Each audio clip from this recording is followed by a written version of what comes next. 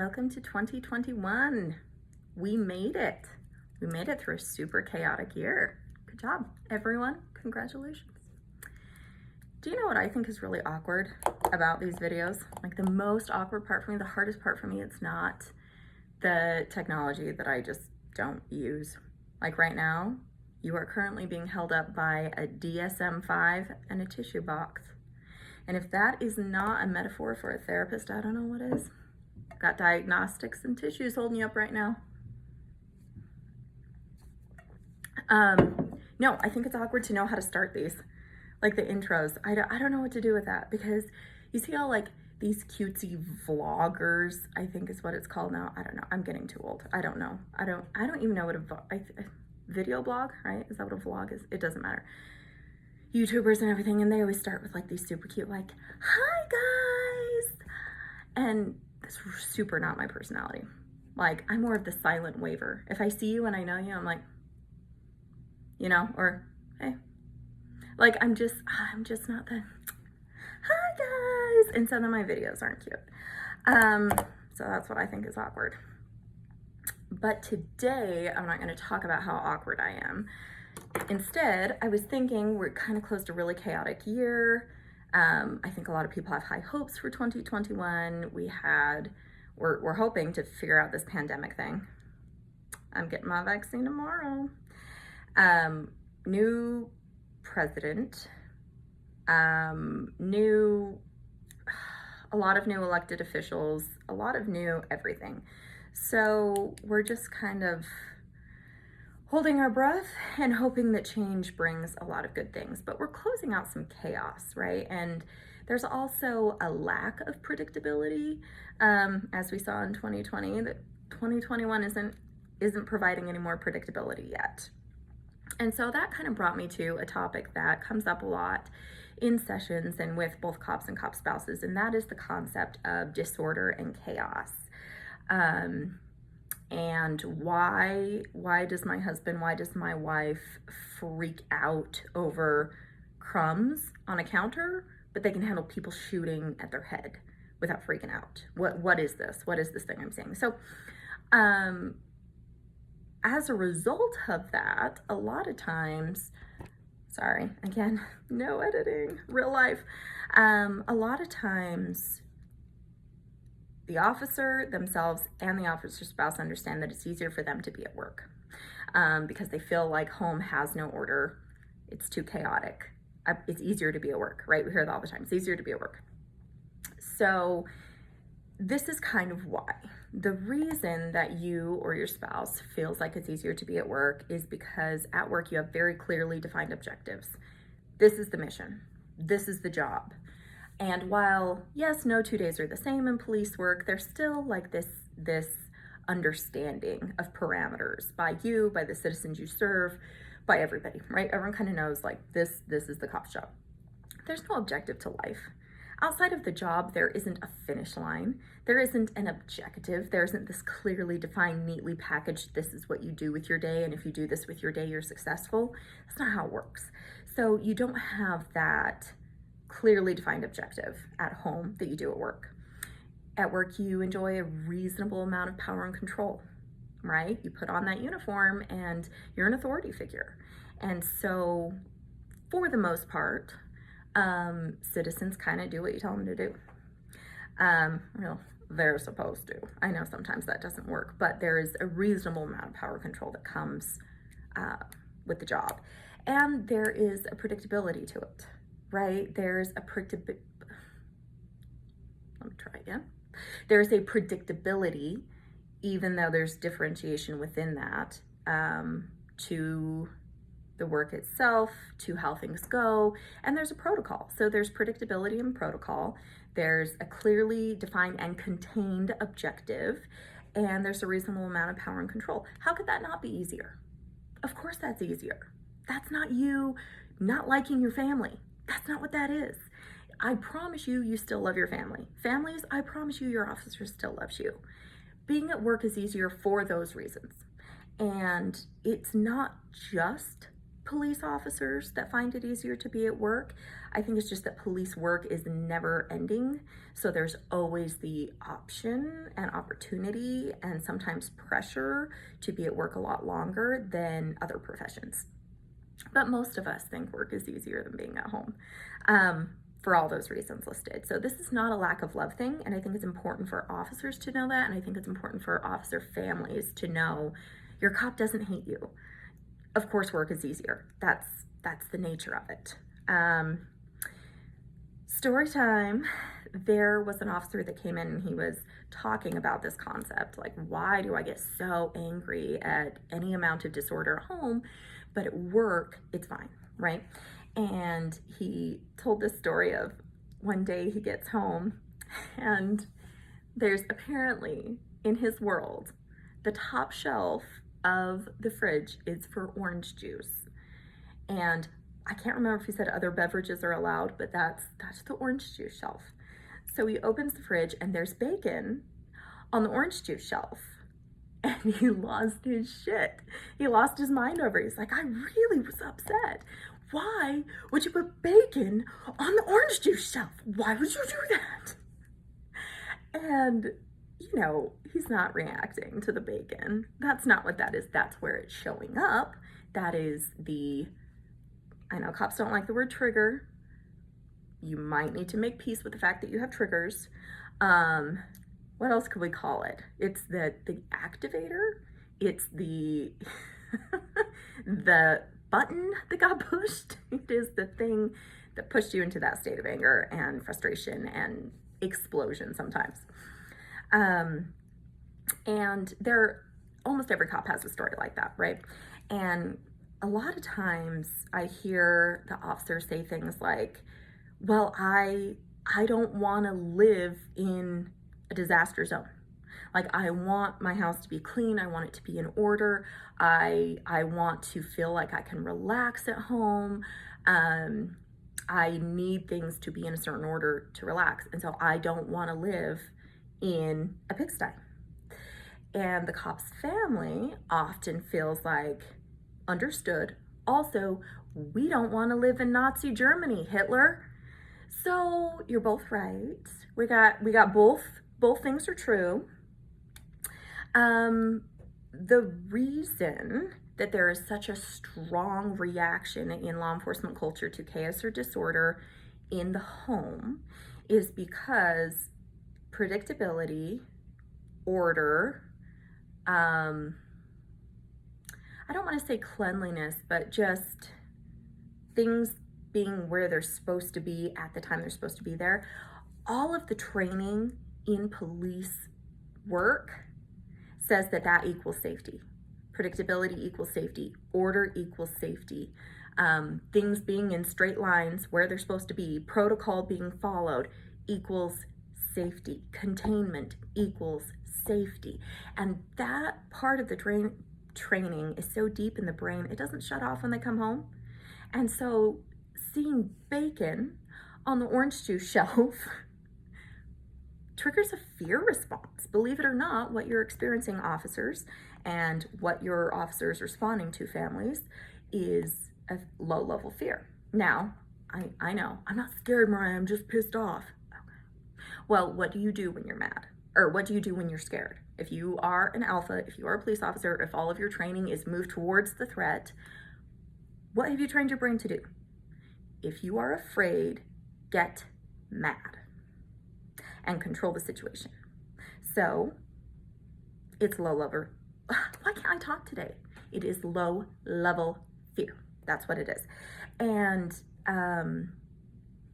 understand, families, this is like a safety response. It really is. This isn't him or her trying to be controlling or him or her throwing a temper tantrum, or it looks like that, but honestly, their brain goes, disorder equals danger. And so it dumps those chemicals from the brainstem into the body that make you feel stressed out, that make you feel on edge, that really heighten everything. And they're actually being bacon on the orange juice shelf, put him in fight mode. He's ready for a fight.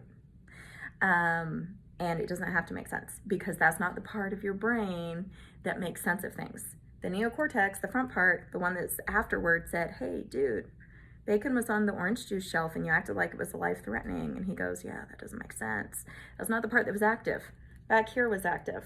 The amygdala, right? A little bit of the limbic system and the amygdala just shot quick signals to each other and said, this is a threat. Respond as if it's a threat. Get mad. So that's what's going on. It's a safety thing, not a control thing. Now, that said, what do we do about it? Because it's not fun to feel like you don't want to be home. It's not fun to freak out over orange juice. That's not, well, it was the bacon actually. He was fine with the orange juice. He was not okay with the bacon. It's not fun to be like that. And it sure as hell isn't fun to live with that.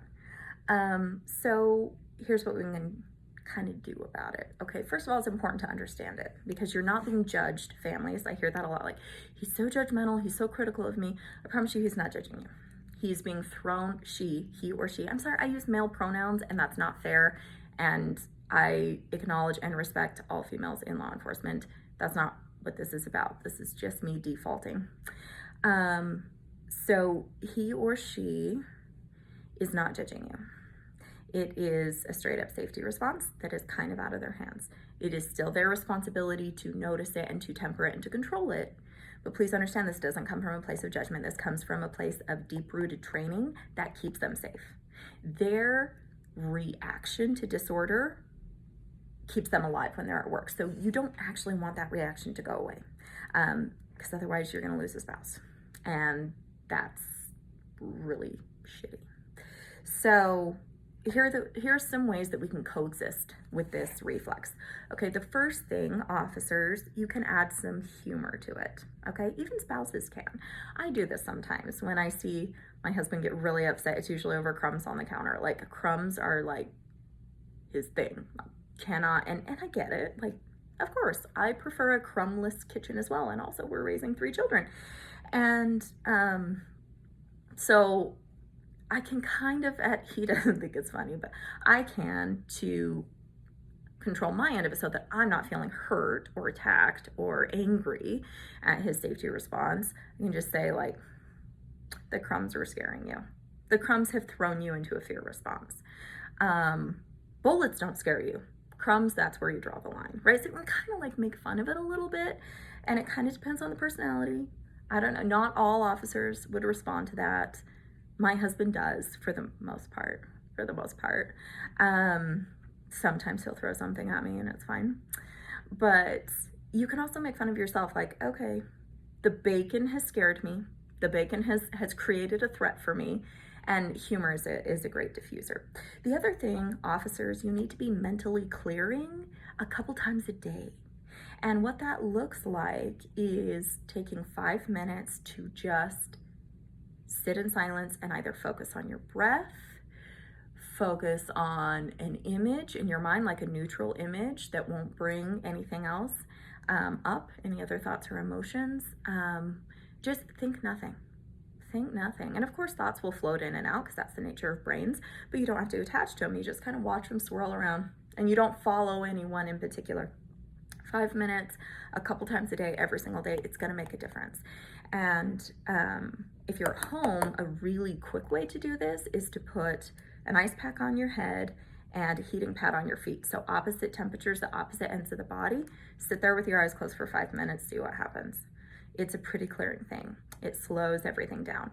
And sometimes I get a little bit of pushback and I will hear, what's the point? Because I'm just gonna get upset again. Like the second, okay, you'll get me all calm, I'll get myself all calm. And then the second that my kids start yelling, I'm back up to a 10. Well, that might be true. Let's say that, let's use that example, your kid being noisy shoots you up 10 units of distress from 0 to a 10, okay? All right. Well, without clearing, you're going into that at a 4, and it's still gonna give you 10 units of distress. So the difference is, are you at a 10 or are you at a 14? So it's still worth it. And the more often you train your brain to clear throughout the day, A, get you back down to 0 so you have a little more room before you freak out. And B, it teaches your brain to do it faster. It's like, oh, when I get stressed, this is what I'm supposed to do. So mentally clearing. Task lists are great. Officers, this is for you. When you are at home with your discretionary time, having a task list with, I just did it again. No, I said it right. Did I say task list or did I say list? I may have said list. Task list is really, really helpful because there's your predictability, right? There's your protocol that your system craves in order to feel fully safe. So this should include some self-care stuff. It shouldn't just be chores. You are not a machine. You are not a robot. You are not expected to be producing all the time. That's not a thing. That is not healthy. It's going to change your character. You're going to become unpleasant for everyone, including you. There should be self-care on that list, but task lists are very, very helpful in providing that predictability and containment that you enjoy at work. Police spouses, you're not going to like me very much, but I am going to say, try to keep your house in order. It really is important. It's not about control and judgment and being a rigid Hitler. It's about safety.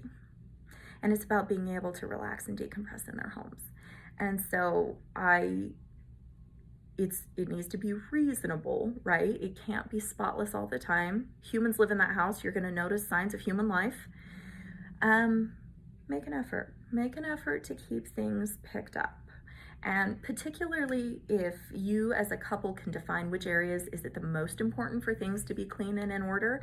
And there has to be designated clutter zones in the house where things are allowed to get a little messy because we're humans. So at our house, it's our kids' rooms. We have them clean them, like really clean them at least once a week, but they're pretty messy. We just close the door and don't look. That's designated clutter zone. That's allowed to be cluttery. Our office sometimes is allowed to be cluttery. Kind of depends on my husband's mood, but he will clean it up if it bothers him. So I don't have to clean it, so we're all good. But the point is, I know that the kitchen and the living room and our bedroom, it's really important to his sense of safety, even though he would not frame it that way. But I know more about his psychology than he does. Love you, Mike. That's really important to him. So those are the priority areas. So where are the priority areas? What rooms need to be kept pretty clean? And where can the clutter exist without being disruptive? Set quiet hours. You know, if you have teenagers, they'll just go to the room and be quiet anyway. If you have younger kids, it is not unreasonable to set an hour or two where everyone's doing kind of quiet activities so that there is a break. Because remember from the first video, cops' heads are really loud. They're really loud. When I do a couples class, I play like this clip that kind of shows you what all the information in their head feels like. And then I would say, could you tolerate that for 2 or 3 hours? You know, they need a break. So see if you can have some designated quiet time. Cops need a decompression routine. I harp on this all the time. Decompression routine, decompression routine. When you get home, it's very difficult to go from cop to dad, cop to mom, cop to spouse, cop to human that quick. That transition, if there is a routine, a predictability and protocol to it, then your body's going to respond a lot faster. This one, I think maybe the cops won't like me as much. You need to check yourself. We need to constantly be self-policing. Are you being reasonable? Are you being fair? Or are you kind of being Hitler? Right? We need to check ourselves, and we need to be honest in that, and we need to be diligent in checking ourselves. Check your ego, check your attitude, check your expectations, and just keep yourself in check. And spouses and partners, you can give a heads up if you know that something's going to be a little bit louder and more chaotic, like maybe you have a play date, maybe you're inviting the kids' friends over, maybe you're going to be doing a house project that's going to make a mess. Just give a heads up. Don't make your officer just walk into it and be surprised by it. Give a heads up so there can be a little mental preparation. Okay? All right. That's what I've got for you today. That's it. So, wow, that was 19 minutes. This is a long one. That was a lot longer one. Maybe it's because I kept saying things wrong and had to start over because I refused to edit. Anyway, thanks for listening, and hopefully this was helpful, and I will talk to you guys again soon. Bye. I'm dropping my camera.